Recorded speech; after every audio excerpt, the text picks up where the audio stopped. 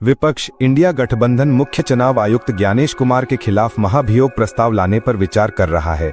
ये मतदाता सूची में कथित गड़बड़ियों, वोट चोरी के आरोपों और चुनाव आयोग पर सत्ताधारी भाजपा के पक्ष में पूर्वाग्रह का आरोप लगाने के कारण है।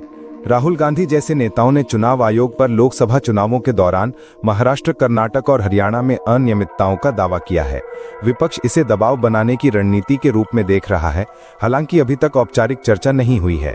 महाभियोग एक संवैधानिक प्रक्रिया है जिसका उपयोग भारत में उच्च पदों पर आसीन व्यक्तियों जैसे राष्ट्रपति, सुप्रीम कोर्ट या हाई कोर्ट के न्यायाधीशों को पद से हटाने के लिए किया जाता है। मुख्य चुनाव आयुक्त यानी सीईसी के मामले में भारतीय संविधान के अनुच्छेद 324(5) के अनुसार उन्हें सुप्रीम कोर्ट के न्यायाधीश की तरह ही आधारों पर, जैसे दुर्व्यवहार या अक्षमता पर, और उसी प्रक्रिया से हटाया जा सकता है। महाभियोग की प्रक्रिया क्या है और इससे क्या होगा? महाभियोग की प्रक्रिया जटिल है और संसद में विशेष बहुमत की आवश्यकता होती है।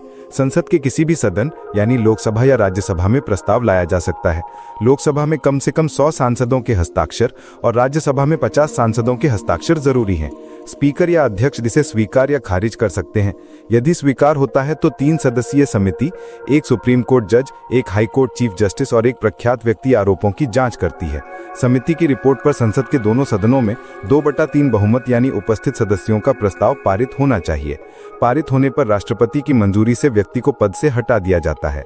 यदि महाभियोग सफल होता है तो मुख्य चुनाव आयुक्त को पद से हटा दिया जाएगा, जिससे चुनाव आयोग की विश्वसनीयता पर असर पड़ सकता है और विपक्ष को राजनीतिक लाभ मिल सकता है। असफल होने पर यह विपक्ष के लिए राजनीतिक झटका हो सकता है और चुनाव आयोग पर आरोपों को कमजोर कर सकता है। ध्यान दें कि महाभियोग केवल पद हटाने के लिए है। यदि आपराधिक आरोप हैं तो अलग से मुकदमा चल सकता है।